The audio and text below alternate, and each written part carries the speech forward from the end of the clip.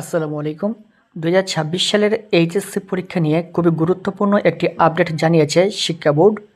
এখানে বলছে অভিন্ন প্রশ্নে এইচএসসি পরীক্ষা নেওয়ার সিদ্ধান্ত। আসন্ন এইচএসসি পরীক্ষা অভিন্ন প্রশ্নপত্রে নেওয়া হবে। বুধবার এইচএসসি পরীক্ষার নিরাপত্তা নিয়ে আয়োজিত সভায় প্রাথমিকভাবে এ সিদ্ধান্ত নেওয়া হয়েছে। অর্থাৎ সামনে 2026 সালের এইচএসসি পরীক্ষা অনুষ্ঠিত হবে।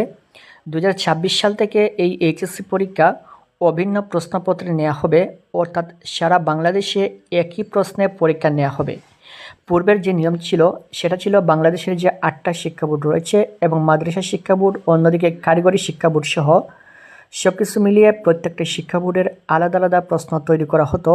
কিন্তু এখন থেকে সামনে 2026 সালের এইচএসসি পরীক্ষা থেকে এই নিয়মটা কার্যকর হবে যে সকল শিক্ষা বোর্ডের একই প্রশ্নের দ্বারা পরীক্ষা নেওয়া হবে। অর্থাৎ প্রত্যেকটা শিক্ষা বোর্ডে আলাদা আলাদা প্রশ্ন তৈরি করা হবে না, সমস্ত বাংলাদেশে একটাই প্রশ্ন তৈরি করা হবে এবং এই একই প্রশ্নের দ্বারা সকল বোর্ডের পরীক্ষা অনুষ্ঠিত হবে।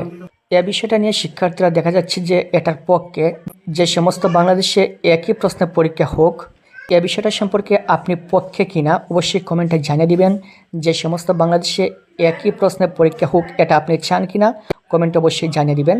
সবাই উপস্থিত মন্ত্রণালয়ের এক কর্মকর্তা বিষয়টি নিশ্চিত করে দ্য ডেইলি ক্যাম্পাসকে বলেন, সবাই অভিন্ন প্রশ্নে পরীক্ষা নেওয়ার সিদ্ধান্ত হয়েছে।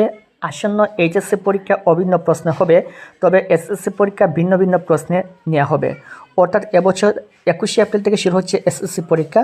এসএসসি পরীক্ষা পূর্বের নিয়মে প্রত্যেকটা বোর্ডে আলাদা আলাদা প্রশ্ন তৈরি করা হবে, কিন্তু সামনে তোমাদের যে এইচএসসি পরীক্ষা হবে সেই পরীক্ষাটা একই প্রশ্নের সমস্ত বাংলাদেশে পরীক্ষা নেওয়া হবে। আশা করি বুঝতে পেরেছ। 2026 সালের এইচএসসি পরীক্ষার সকল আপডেট পাওয়ার জন্য চ্যানেলটি অবশ্যই সাবস্ক্রাইব করে রাখবেন। Thank you so much.